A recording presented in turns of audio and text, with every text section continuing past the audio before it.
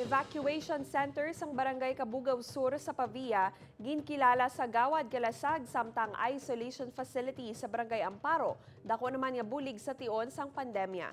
Ini ang gitutukan ni Zen Kilantang.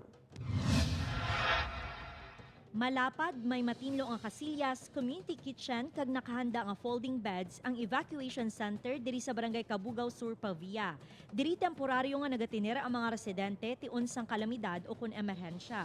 Suno sa punong barangay, dako ang nabulig sang evacuation center, ilabi na sa paglaslas ni Bagyo Odette sang 2021.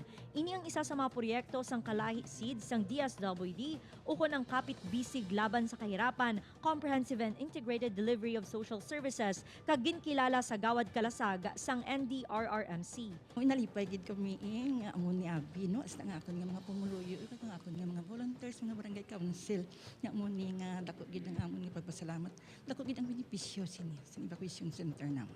Magluwas sa evacuation center, may ginpatukod man nga isolation facility sa Barangay Amparo. Kompleto ini sa pasilidad nga gingamit sa mga gina-quarantine sa kasagsagan sang COVID-19 pandemic.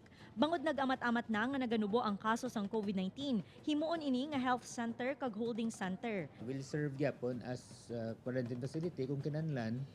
At the same time, pwede sumobra do barangay health center, do clinic, no kag do kansa, do center for children in conflict with law.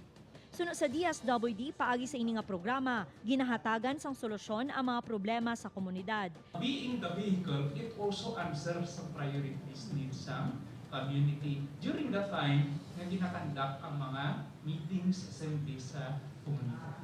Lakip sa proyekto sang Kalahi Seeds ang pagtukod sang community center, daycare center, disaster response equipment, flood control, drainage, railings, sanitary toilets kag school building. Upod Karumal Parkia, Zen Kilantang para sa GMA Regional TV Early Edition.